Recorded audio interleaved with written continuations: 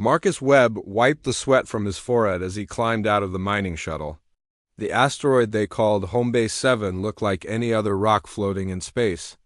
Big, dark, and full of valuable metals. That was what the aliens thought. Anyway, he walked through the airlock and into what should have been a simple mining station. Instead, he found himself in a corridor that stretched for miles in both directions. The walls were made of metal so smooth it looked like glass. Lights ran along the ceiling in perfect lines, leading to places that most aliens would never imagine. Marcus had been working here for 5 years. His official job was asteroid mining supervisor. His real job was much more important. He was helping to build the largest secret in human history. The Galactic Council thought they knew everything about humans. They thought humans were good workers but not very smart.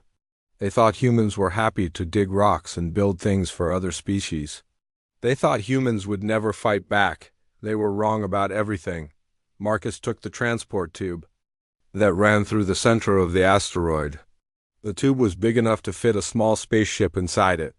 As he traveled, he looked out through the transparent walls and saw the truth that no alien had ever seen.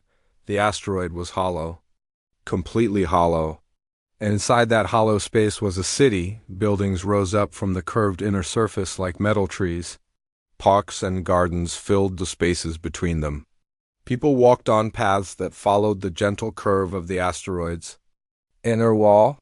Children played in playgrounds that hung in the low gravity. It was beautiful and impossible and completely secret. The transport tube carried Marcus to the command center. This was where Admiral Sarah Chun worked. She was the leader of this secret project, and she was the reason the Galactic Council would soon learn that they had made a very big mistake. Marcus found Admiral Chun standing in front of a wall covered with screens.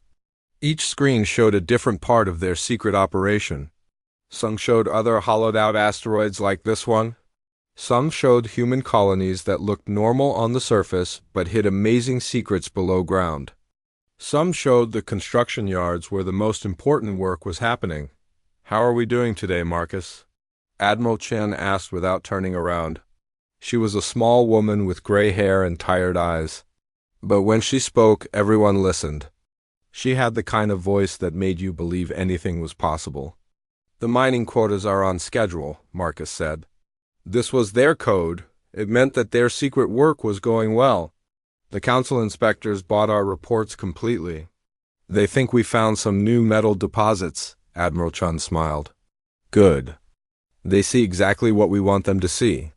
The truth was that humans had been lying to the Galactic Council for over 200 years. It started small, a little extra metal here and there. Some equipment that got lost in shipping. Slowly, carefully, humans began to save up resources that the Council thought were being used for normal things. At first, they just wanted to build better defenses for their colonies. The galaxy was a dangerous place, and the Council's protection only went so far. But as the years passed, the plan became bigger and more ambitious. "Show me the latest reports," Admiral Chun said. Marcus activated his datapad and the screens around them changed. Now they showed the real numbers. The real truth about what humanity had been building in secret. 17 asteroids had been completely hollowed out and turned into mobile cities. Each one could support billions of people. Each one had weapons that could destroy entire fleets. Each one had engines that could move it faster than anything the aliens had ever built, but the asteroids were just the beginning. "Terra's resolve is ready," Admiral Chen said, pointing to the largest screen. It showed something that looked like a small planet, because that's exactly what it was. Humans had found a dead world in an empty star system. For 50 years, they had been digging it out and filling it with everything they needed for their plan. Cities that could house 40 billion people. Factories that could build entire space fleets. Weapons that could crack moons in half. It was a planet-sized warship. And it was just one of 3. "The council meeting is tomorrow," Marcus said. "Are you sure we're ready for this?" Admiral Chen turned to look at him. Her tired eyes were filled with something that might have been sadness. "We've been ready for this day since the first human knelt before the council and pretended to be grateful for their scraps. She walked over to another screen that showed a recording from 300 years ago. A human diplomat bowing low before a group of aliens who looked down at him like he was some kind of pet. The aliens were tall and proud. The human looked small and weak. "That man's name was David Kim," Admiral Chun said. "He was my great-great-grandfather." And while he was bowing and smiling and acting grateful, he was memorizing everything: the aliens' weaknesses, their ship designs, the locations of their homeworlds. He came home and helped start the greatest deception in galactic history. Marcus watched the old recording and felt anger building in his chest. For 3 centuries, humans had been treated like servants. They were given the worst jobs and the most dangerous missions. They were told where they could live and what they could build. They were never allowed to forget that they were the newest and weakest species in the galaxy. But they were not weak, they were patient. "Every human who worked in alien shipyards memorized the designs," Admiral Chun continued. "Every human who served on alien ships learned their weaknesses. Every human diplomat who smiled and bowed came home with new intelligence. For 300 years we learned everything about them while they learned nothing about us." The screens around them showed the fruits of that patience. Hidden factories on dozens of worlds. Secret research stations in empty star systems. Weapons that used technology the aliens thought humans were too stupid to understand. "The Council thinks they're voting tomorrow on something called the Human Reorganization Protocol," Admiral Chun said. "What they're really voting on is their own surrender." Marcus knew about the protocol. The aliens were tired of pretending that humans were equals. They wanted to make it official that humans were servants. They wanted to take direct control of all human colonies and make sure humans never got ideas above their station. It was the excuse humanity had been waiting for. "Signal all units," Admiral Chun ordered. "It's time to stop hiding." The command went out across the galaxy. On dozens of worlds, in hundreds of star systems, humans received the same message. 300 years of preparation were about to pay off. Marcus watched the screens as the secret came to light. Asteroids that had looked empty suddenly came alive with lights and movement. Dead worlds revealed themselves to be massive ships. Mining stations dropped their disguises and showed their true purpose as military bases. The galaxy was about to learn that humanity had been building an empire in secret. An empire designed not to conquer, but to survive. "Do you think it will work?" Marcus asked. Admiral Chen smiled, but it was not a happy smile. "The Council has always thought that power comes from having the biggest weapons. They're about to learn that real power comes from having the best plan." She pointed to a screen that showed the Zephyrian Grand Fleet moving toward Earth. The aliens were confident and proud, flying in perfect formation toward what they thought would be an easy victory. They had no idea that they were flying into a trap that had been 3 centuries in the making. "They're about to learn that humans are very good at keeping secrets," Admiral Chun said. "And we're even better at patience." Marcus felt a mix of excitement and fear as he watched the alien fleet approach. Tomorrow, everything would change. The galaxy would learn that the quiet, hard-working humans had been planning something amazing all along. The age of pretending was over. The age of truth was about to begin. Admiral Chun turned away from the screens and walked toward the observation deck. Through the transparent walls, they could see other asteroids in the distance. Each one was home to millions of humans who had lived their entire lives in secret, waiting for this moment. "Tomorrow we stop being their servants," she said quietly. "Tomorrow we remind the galaxy that humanity did not come this far just to bow to anyone." Marcus nodded and followed her to the observation deck. In the distance, he could see Terra's resolve beginning to move. The planet-sized ship was leaving its hiding place and heading toward the core worlds of the galaxy. It was time for the Galactic Council to meet the real humanity. And it was time for everything to change. Admiral Kethver stood on the bridge of his flagship, watching the tactical display with growing confusion. The Zephyrian Grand Fleet was approaching the Sol system, expecting to find the usual collection of human orbital stations and mining platforms. Instead, his sensors were showing something impossible.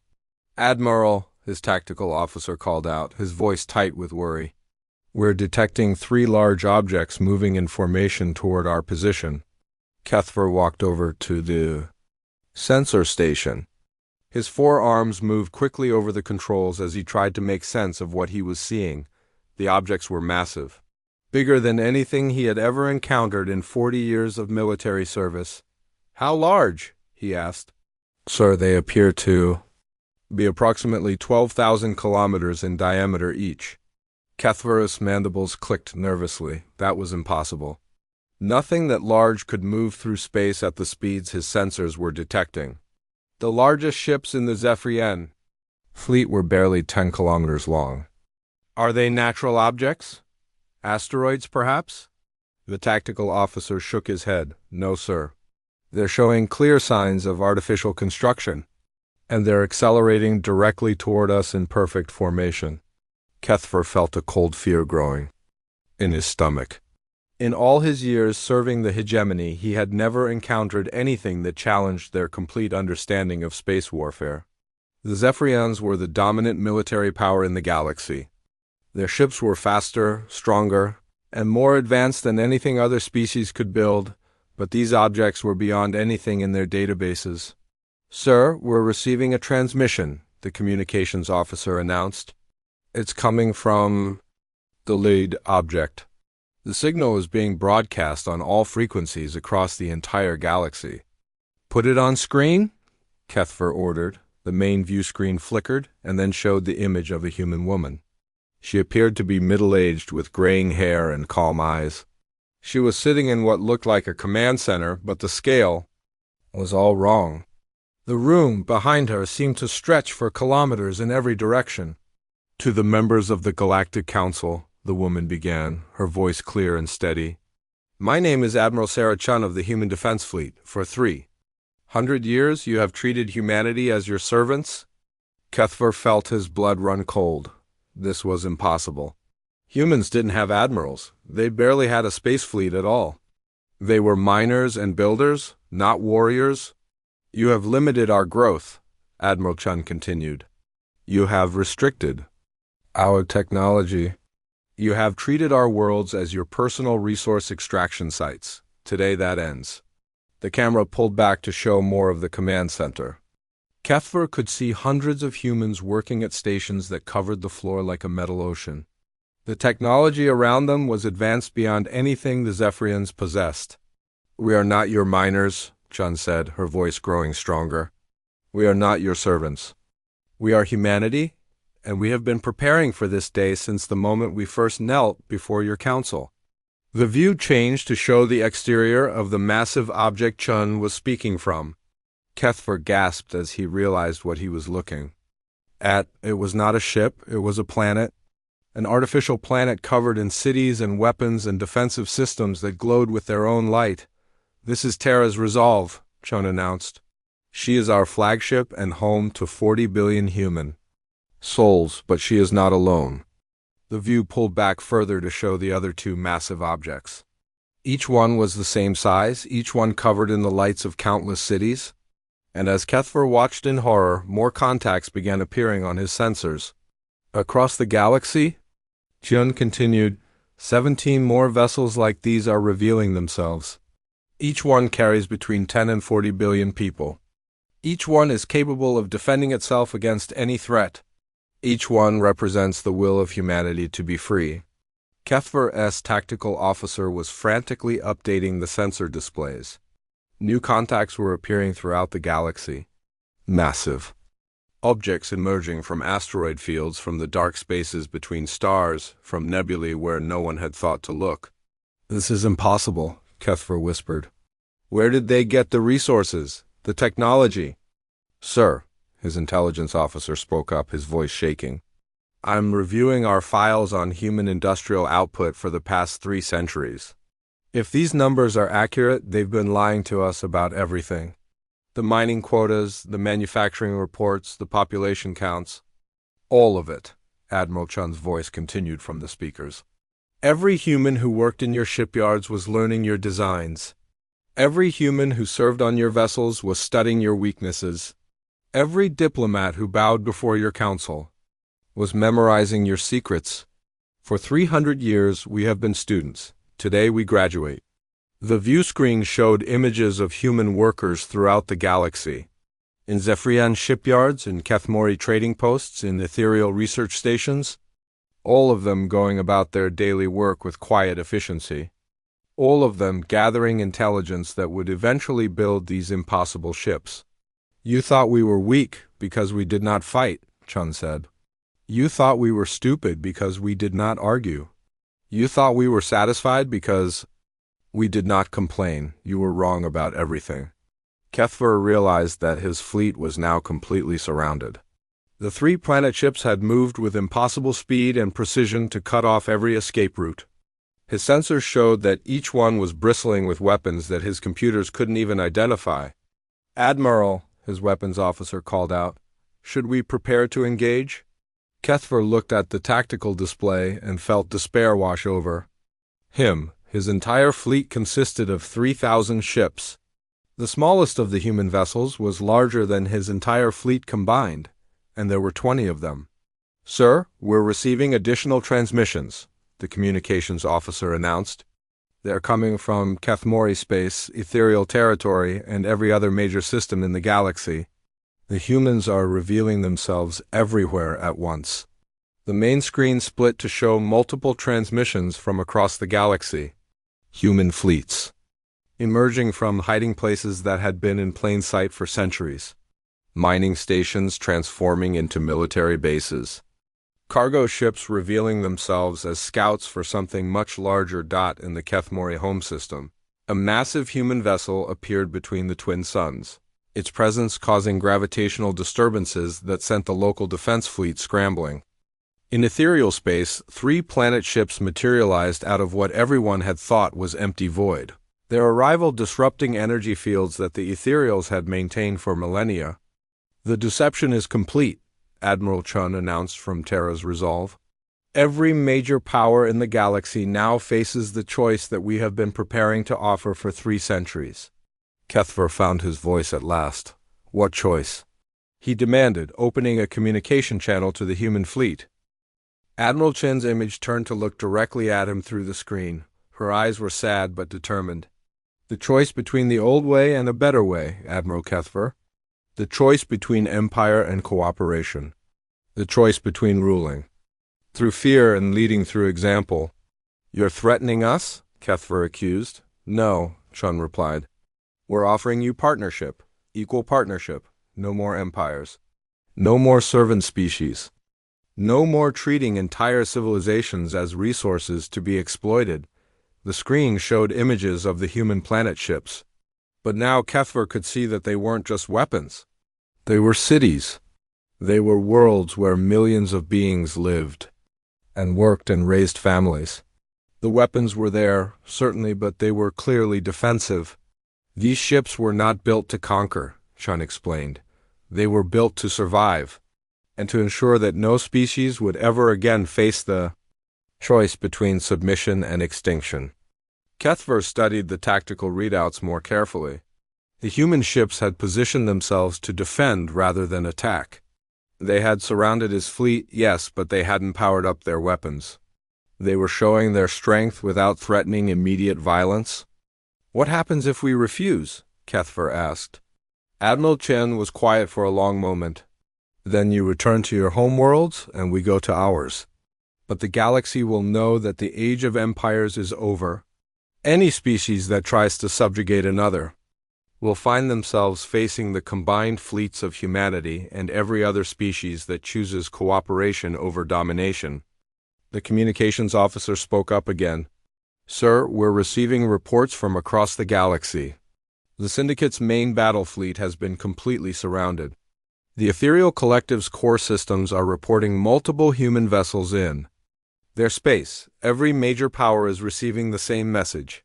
Kethver realized that this was not a battle. This was a revolution. In a single day, humanity had revealed that they possessed enough military power to challenge every empire in the galaxy simultaneously. But instead of demanding surrender, they were offering partnership. "Admiral Chun," he said carefully, "how do we know you won't become the new empire? How do we know this isn't just humanity taking control instead of the Council?" Chun smiled, for the first time during the transmission. "Because, Admiral, empires are built on secrets and fear. What we're offering is built on openness and cooperation. Every species that joins us will have access to our technology, our resources, and our protection, including you." The screen changed to show the interior of one of the human ships. Kethver was amazed to see that it wasn't just humans living there. He could see Zephyrians, Kethmori, Ethereals, and dozens of other species working together in the vast cities that filled the artificial world. "Many of your people are already with U.S., Chun explained. "Scientists, engineers, families who were tired of the old ways. They helped us build these ships. They helped us plan this day. They are proof that a better galaxy is possible." Kethver felt his certainty crumbling. Everything he had believed about the galaxy's power structure was being destroyed in real time. The humans, who everyone had dismissed as simple workers, had built the most advanced civilization in galactic history. And they were offering to share it. "What do you want from us?" he asked finally. "We want you to go home," Admiral Chun said simply. "We want you to tell your government that the Galactic Council is dissolved. We want you to tell them that humanity invites the Zephyrian hegemony to join a new confederation where every species has an equal voice, and if they refuse, then they refuse. But they will do so knowing that the age of ruling through superior firepower is over. The strongest military in the galaxy now belongs to the species that believes in cooperation instead of conquest." Kethver looked around his bridge at his officers. They were all staring at the displays showing the impossible human fleet. 3 centuries of Zephyrian military dominance had just ended in a single day. "Admiral Chun," he said slowly, "I think my government will want to hear your proposal." "I hope so, Admiral. The galaxy is large enough for all of us to thrive, but it's too small for any of us to rule." The transmission ended, leaving Kethver alone with his thoughts and his fleet surrounded by planet-sized ships that represented the end of everything he had ever known. The age of empires was over. The age of humanity had begun. High Merchant Zorak of the Kethmori Syndicate slammed her fist on the council table. The sound echoed through the grand chamber where the most powerful beings in the syndicate made their decisions. "This is unacceptable," she declared, her 6 eyes blazing with anger. "Humans are servants. They mine rocks and build things. They do not threaten the syndicate." Around the table, the other high merchants murmured their agreement. For 2,000 years, the Kethmori had controlled trade throughout the galaxy. They decided which species could buy and sell, and at what prices. They had grown rich and powerful by keeping everyone else dependent on their networks. Now some upstart humans thought they could change everything. "The fleet reports are clear," said High Merchant Veltar, his voice filled with worry. "The humans have ships the size of planets. Our scouts confirm at least 20 of them throughout the galaxy." "So what?" Zarak snapped. "Big ships are slow. Ships, our battle fleet is the fastest in the galaxy. We strike hard and fast, destroy their command ship, and the rest will surrender." High Merchant Corwin, the oldest member of the council, shook his head slowly. "You did not see the tactical analysis. These ships move faster than our best cruisers. They appeared in multiple systems simultaneously across thousands of light years." "Impossible," Zarak said. "No ship that large can move that quickly." "The humans seem to specialize in impossible things," Corwin replied, but Zarak was not listening. She had built her fortune on being the strongest voice in the syndicate. She had not gotten where she was by backing down from challenges, especially not from humans. "Ready the battle fleet," she ordered. "We intercept their nearest ship and show the galaxy that the Kethmori Syndicate bows to no one." 3 days later, Admiral Vexra led the Syndicate's finest warships toward the human vessel called New Earth. His fleet consisted of 800 ships, each one a masterpiece of Kethmori engineering. They were fast, deadly, and had never lost a battle, Admiral Vexra had fought in dozens of campaigns across the galaxy. He had broken planetary defenses and shattered enemy fleets.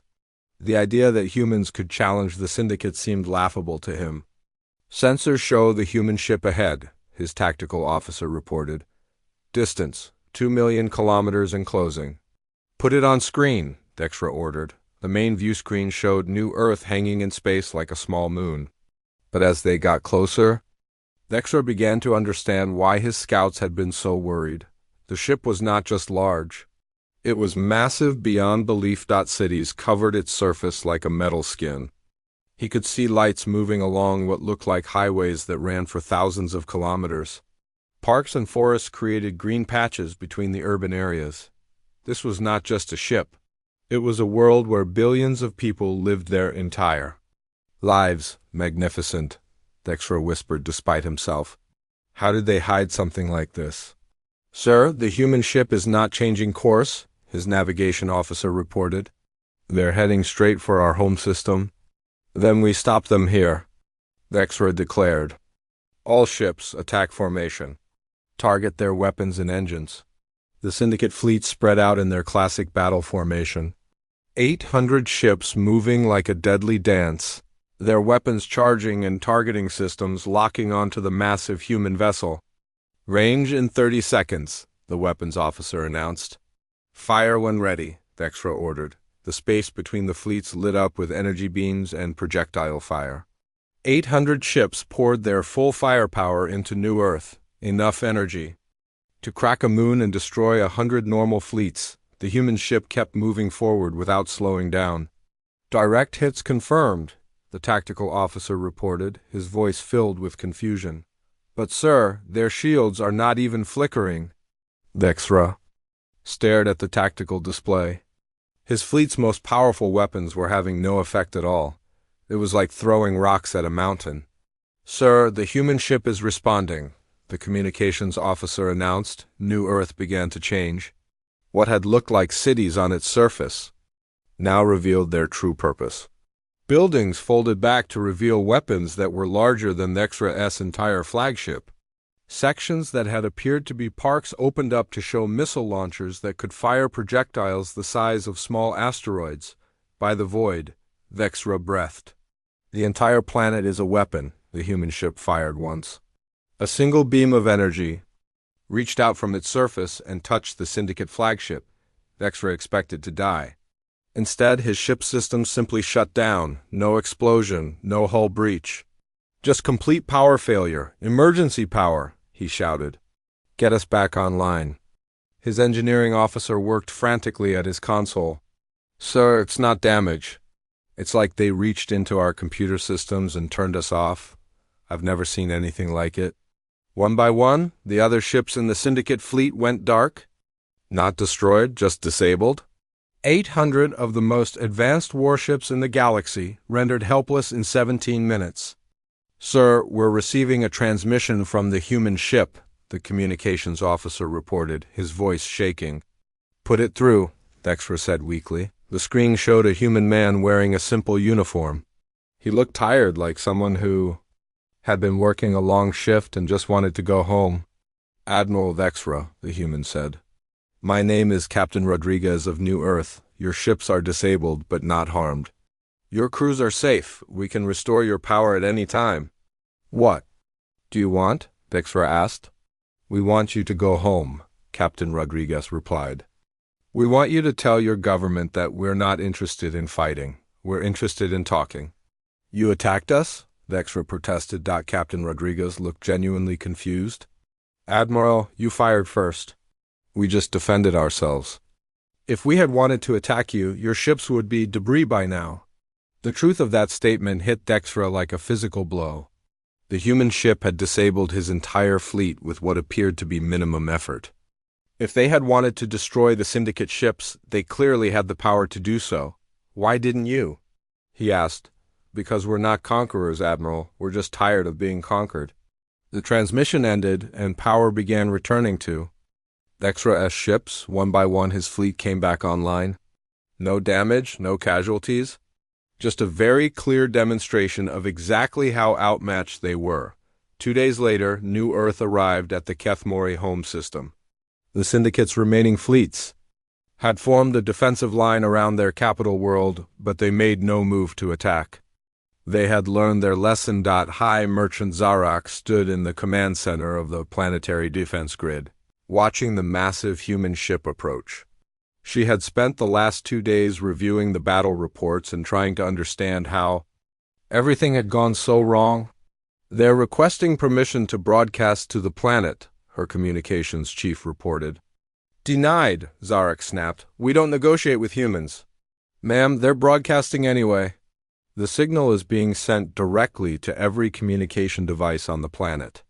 The screens around the command center lit up with the image of Admiral Sarah Chun. She looked exactly the same as she had during her first broadcast, calm and determined. "People of the Kethmori Syndicate," she began. "We come to you not as conquerors, but as neighbors. For too long, your leaders have used fear and control to maintain their power. Today, we offer you a choice." Zarak tried to cut the transmission, but her technical staff shook their heads helplessly. The human signal was more powerful than anything they could block. "We do not want your worlds," Admiral Chun continued. "We do not want your wealth. We want only what we have always wanted, to be treated as equals, to live in peace, to trade freely, to raise our children without fear." The camera showed images from inside New Earth, Kethmori citizens working alongside humans in laboratories and factories, Kethmori children playing with human children in vast parks, Kethmori merchants conducting business in markets that spanned entire continents. "Many of your people are already with us," Chun explained. "They came to us not as prisoners, but as partners. They helped build the ships you see before you. They are proof that cooperation benefits everyone." Zarak felt her anger growing. "Cut the transmission," she ordered. "Use the defense grid, too. Jam their signal." Her technical chief worked frantically at his controls. "I can't, ma'am. They're using some kind of technology I've never seen before." Admiral Chen's voice continued from the speakers. "We know that your leaders will call this an attack. They will say that we threaten your way of life, but we ask you to judge for yourselves." The view changed to show New Earth positioning itself in orbit around the Kethmori capital. The massive ship moved with impossible grace, settling into a stable orbit that brought it close enough to be seen with the naked eye from the planet's surface. "We could take your world by force," Chun said simply. "But we choose not to. Instead, we offer a demonstration." Zarak watched in horror as a beam of light reached down from New Earth toward the planet's surface. But instead of destruction, the beam began to carefully trace a pattern in the empty desert outside the capital city. The beam was precise beyond belief. It carved through rock and sand like a knife through cloth, but it didn't harm a single building or person. Instead, it wrote a message in letters that could be seen from orbit. "We choose peace," the message read, carved into the desert floor in letters a kilometer high. But that wasn't the most impressive part. As Zarak watched through the defense grid's cameras, she realized that the human beam had not just carved. Through the surface, it had gone deep. Deeper than should have been possible. How deep does that carving go? She asked her geological team. The answer came back after several minutes of frantic scanning. "Ma'am, the beam cut through 50 kilometers of crust and mantle. The message goes all the way down to the molten core." Zarak felt her legs go weak. The humans had just demonstrated that they could reach through an entire planet like it was made of paper. They could have carved right through the capital city, through the government buildings, through everything the Syndicate had built. Instead, they had chosen to write a message about peace. Admiral Chun's voice came from the speakers one last time. "Hi, Merchant Zarak, we know you are listening. We know you are afraid, but we are not here to destroy you. We are here to offer you the chance to be part of something better. The choice is yours. You can continue to rule through fear and control. You can try to fight us with weapons that cannot touch us. Or you can join us in building a galaxy where every species has the chance to prosper." The transmission ended, leaving Zarak alone with her thoughts and the impossible reality of what she had just witnessed. Outside her window, New Earth hung in the sky like a second moon, a constant reminder that the galaxy had changed forever. 3 hours later, High Merchant Zarak did something that no leader of the Kethmori Syndicate had ever done before. She surrendered. The message went out across the galaxy within minutes. The Kethmori Syndicate, one of the oldest and most powerful empires in known space, had formally recognized human authority and requested to join their confederation. It was the first surrender. But it would not be the last. The demonstration had worked. The galaxy was learning that humanity's greatest weapon was not their impossible ships or their advanced technology. It was their choice to use mercy instead of force, and that choice was changing everything. The Ethereal Collective had existed for over 10,000 years. They were beings of pure energy who lived in stations floating in the deep void between stars.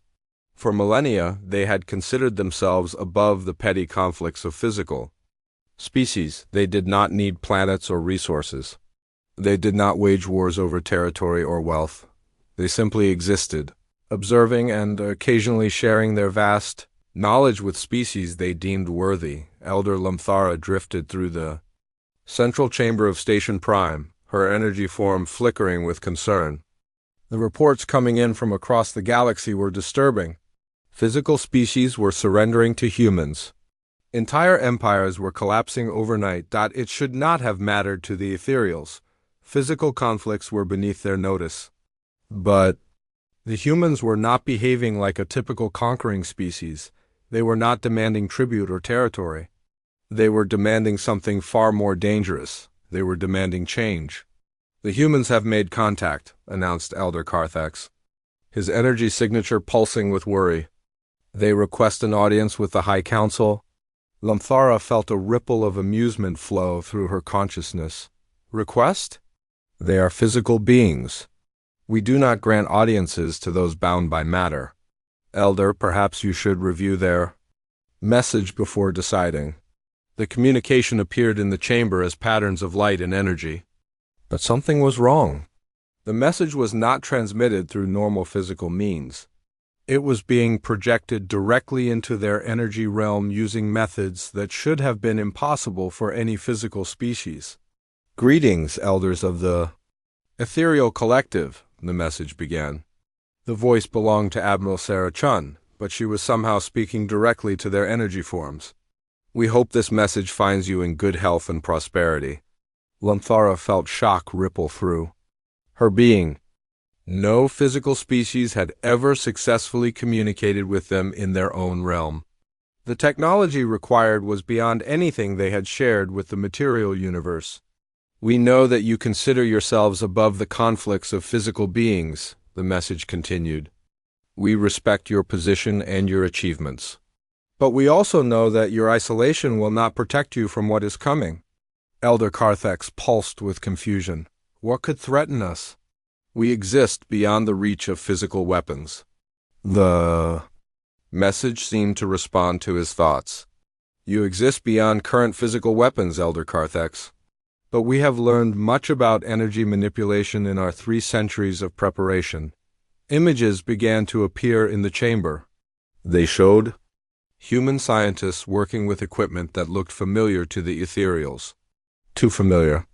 "For 50 years, volunteers from your people have worked with us in secret," Admiral Chun explained.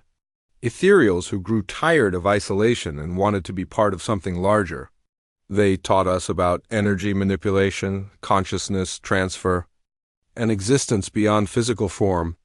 Lamthara felt growing alarm as she recognized some of the energy signatures in the images.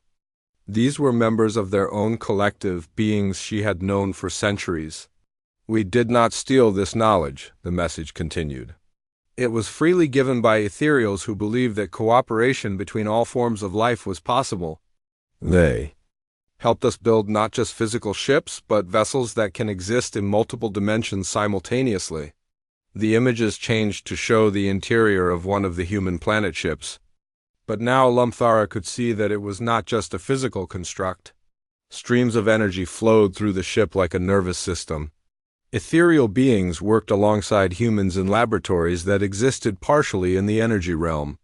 "Station," Prime is no longer hidden from us, Admiral Chun announced. We can see you, reach you, and if necessary, affect you. But we do not wish to do so through force.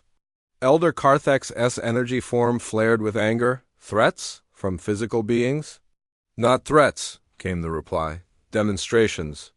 The chamber around them began to change. Walls that had existed for thousands of years started to shimmer and fade. The ethereals watched in growing terror as their greatest sanctuary became transparent to outside observation. Through the fading walls, they could see human ships positioned throughout their realm.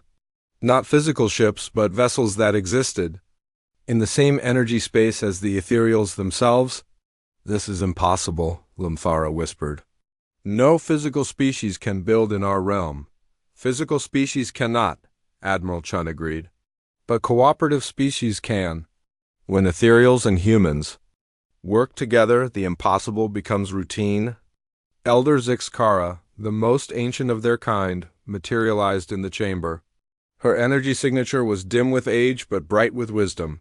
Show us, she commanded. The images changed to show joint human ethereal research stations.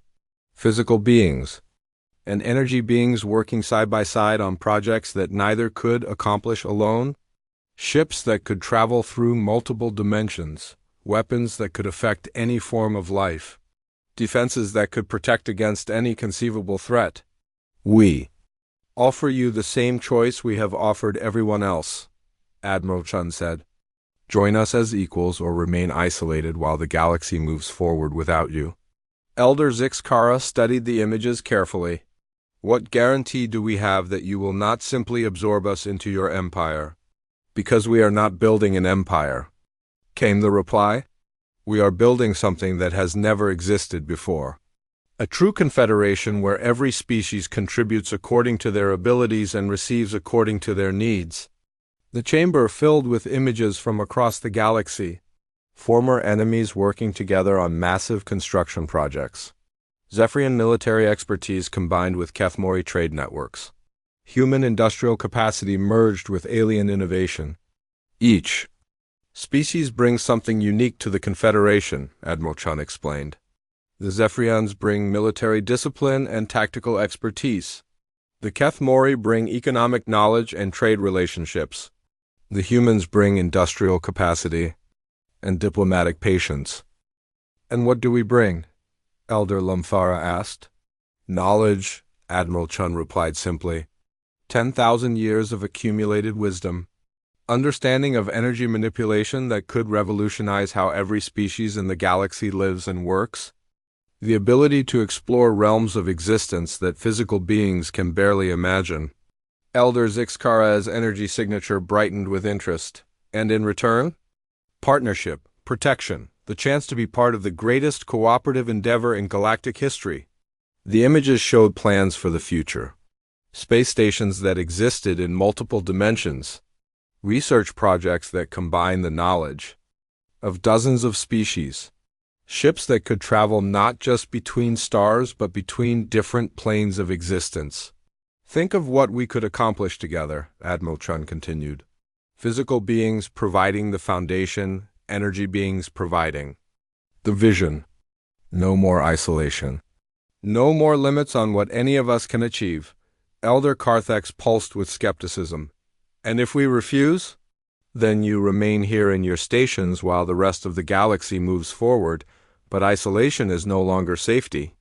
Other species will learn what we have learned. They will develop their own methods of reaching you. And they may not be as interested in cooperation as we are. The truth of that statement hung in the chamber like a weight. The humans had proven that the ethereal's isolation was an illusion. If humans could reach them, others eventually would too. We need time to consider, Elder Lamphara said. Of course.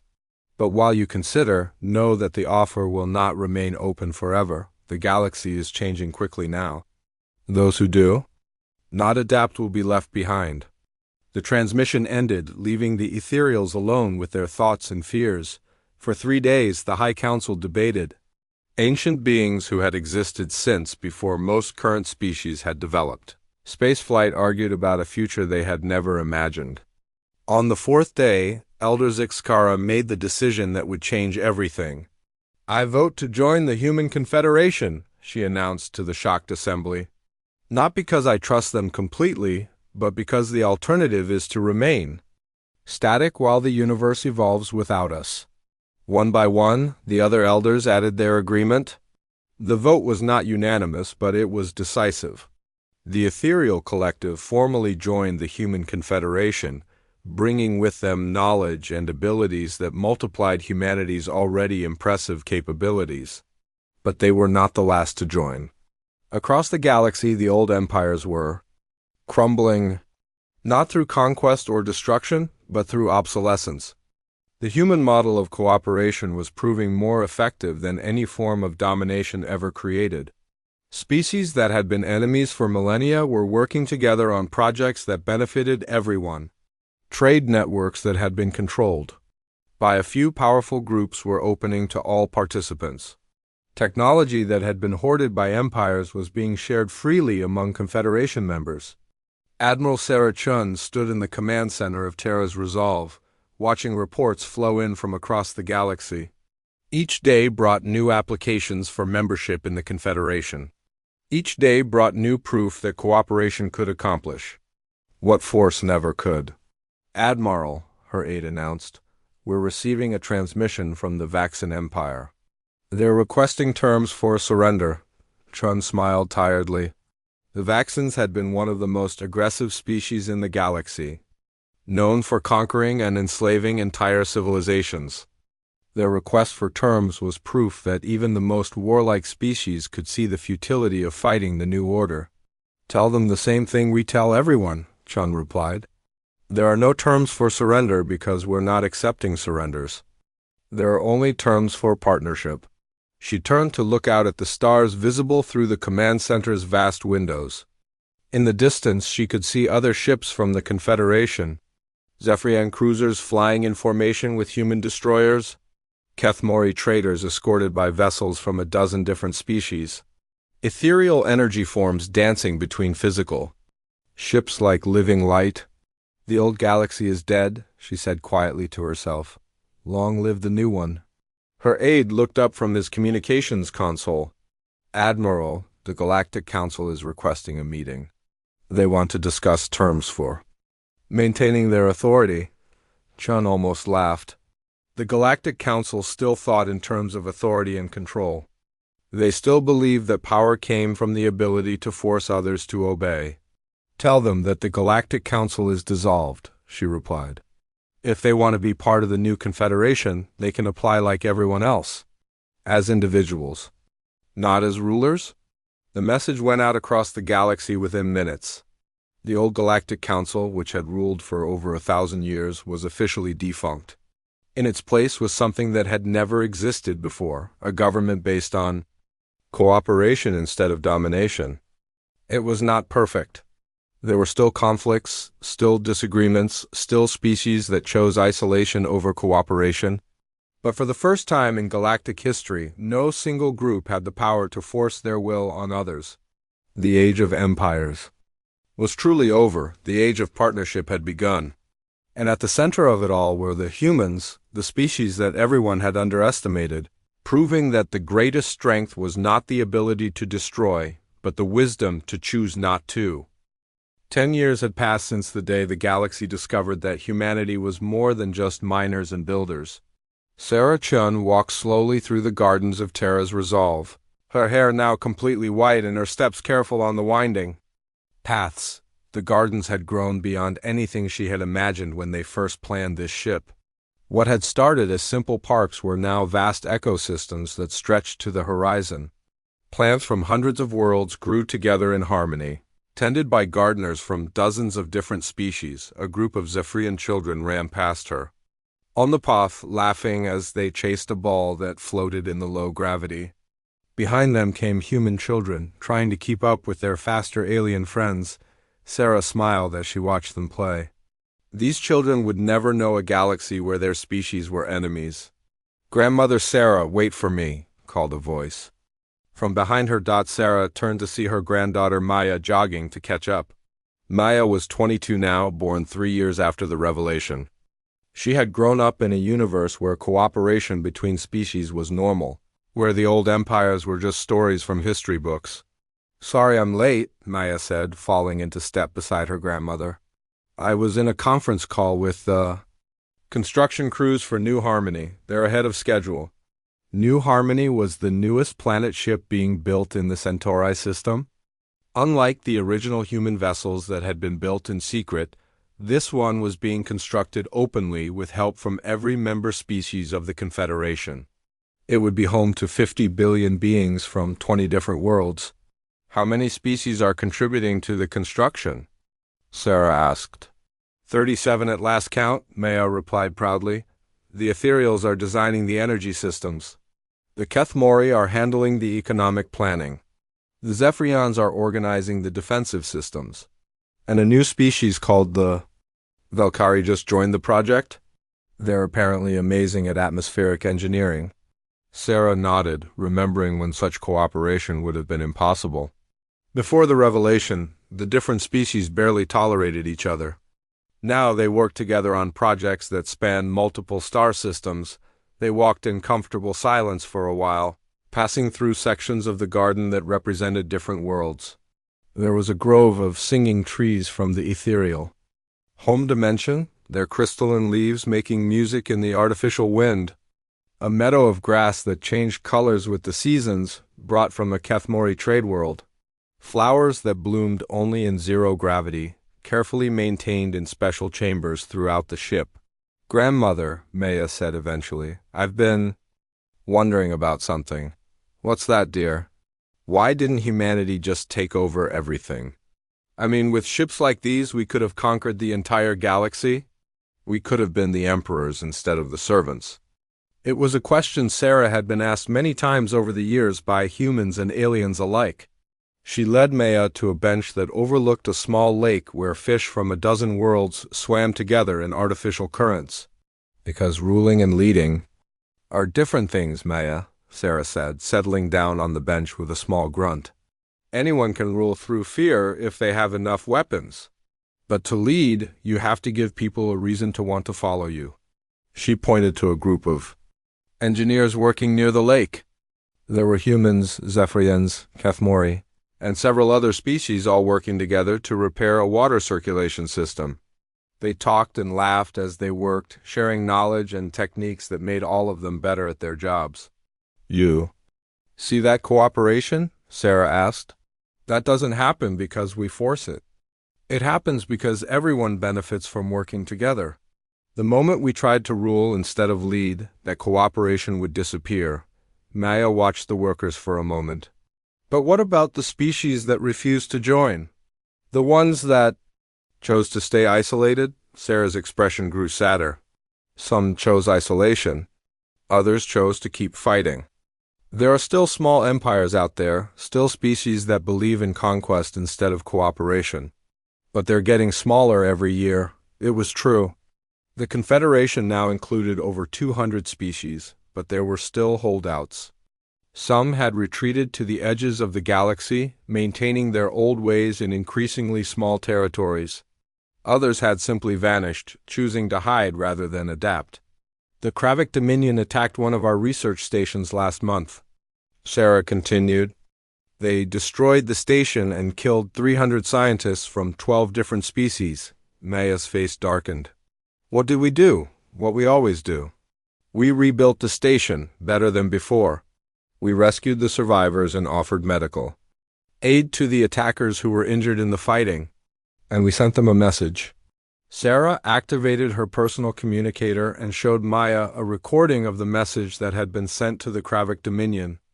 "To the leaders of the Kravik Dominion," the message began. It was spoken by Admiral Torres, Sarah's successor as the military commander of the human fleet.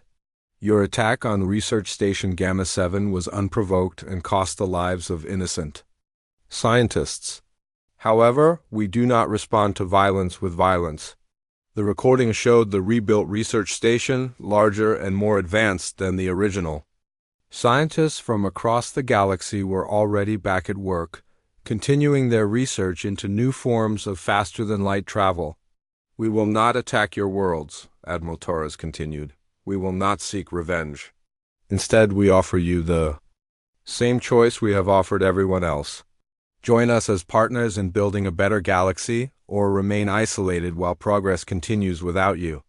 The message ended with images of the Confederation's newest achievements. Colonies being established in distant galaxies, technologies that could heal diseases that had plagued species for millennia, ships that could travel between dimensions, opening up infinite new frontiers for exploration. Did they respond? Maya asked. 3 of their outer colonies defected to the Confederation within a week, Sarah replied. When your people see what cooperation can accomplish, it becomes harder to justify isolation and conflict. They continued their walk, passing through a section of the garden where a memorial had been built. It honored the lives lost during the transition from the old galaxy to the new one. Most of the names were from the early years when some species had chosen to fight rather than adapt. The hardest part, Sarah said quietly, was convincing our own people that we were doing the right thing. A lot of humans wanted revenge for those 3 centuries of servitude. They wanted to make the other species pay for treating us like servants. Maya looked surprised. Really? But cooperation has worked out so well. It has, but that wasn't obvious at the time. People were angry. They felt like we were being too soft, too forgiving. There were protests, even some attempts at rebellion within our own fleet. Sarah remembered those difficult early years. Human colonies that refused to share their technology with former oppressors. Military commanders who wanted to use their new power to punish old enemies. Politicians who demanded that humanity take its rightful place as the dominant species in the galaxy. What changed their minds? Maya asked. Results, Sarah said simply. When people saw that cooperation produced better outcomes than domination, the arguments for revenge became harder to make. She led Maya to another section of the garden where a large screen displayed real-time updates from across the Confederation, trade reports showing prosperity levels that had never been achieved under the old Empire system, scientific breakthroughs being made by mixed species research teams, cultural exchanges that were creating new art forms and ways of thinking. The galaxy today produces 3 times more food than it did under the old system, Sarah explained. Technology advances twice as fast. Wars have decreased by 90%. People live longer, healthier, happier lives. And it's all because we chose cooperation over conquest? Partly. But also because we proved that cooperation was possible. For thousands of years, species fought each other because they believed. That was the only way to survive. We showed them a different way. Maya was quiet for a long time, processing what her grandmother had told her. Finally, she asked, "What happens next? What's the future of the Confederation?" Sarah smiled and pointed to the stars visible through the transparent dome above them. Out there are millions of galaxies we haven't explored yet. Billions of species we haven't met. Some of them will be peaceful, others will be hostile. But whatever we find, we'll face it together. Are you worried about what we might find? A little, Sarah admitted. But I'm more excited than worried. This Confederation has accomplished things that no single species could ever achieve alone. Imagine what we might accomplish as we grow even larger. They walked to the edge of the garden where a viewing platform offered a perfect view of space. In the distance, Maya could see other ships from the Confederation fleet. There were hundreds of them now, representing every member species. Some were traditional ships like the ones the galaxy had always known. Others were new designs that combined technologies from multiple species. The most amazing thing, Sarah said, is that this is just the beginning. These children playing in our gardens will grow up to explore places we can't even imagine. They'll make discoveries that will change the universe. And they'll do it all together, as partners instead of enemies. A chime sounded from Maya's communicator. She looked at it and smiled. It's time for my shift in the command center. I'm helping to coordinate the supply runs to the outer colonies. Sarah hugged her granddaughter goodbye and watched her walk quickly toward the transport station. Maya would spend her day working with beings from across the galaxy, Solving problems and making decisions that affected billions of lives, it was a responsibility that would have terrified the young humans of Sarah's generation. But Maya took it in stride. After Maya left, Sarah remained on the viewing platform. She thought about the long journey that had brought them to this point. 3. Centuries of careful planning and patient preparation. The risk of revealing their secret. The fear that their gamble might fail and doom humanity to slavery or extinction, but it had worked. Not perfectly and not without cost, but it had worked. The galaxy was not perfect. There were still conflicts, still problems that needed solving. But for the first time in recorded history, those problems were being addressed through cooperation instead of conquest. A group of young beings from various species walked past her on their way to the gardens. They were laughing and talking in a mixture of languages, planning some kind of joint research project. Sarah recognized a few words here and there, but the universal translators made communication effortless. These young people would never know a galaxy divided by fear and hatred. They would grow up believing that cooperation was normal, that working together was the natural way of solving problems. That, Sarah realized, was humanity's greatest achievement. Not the planet ships or the advanced technology or even the peaceful overthrow of the old galactic order. Their greatest achievement was proving that a better way was possible, and ensuring that future generations would never have to settle for anything less.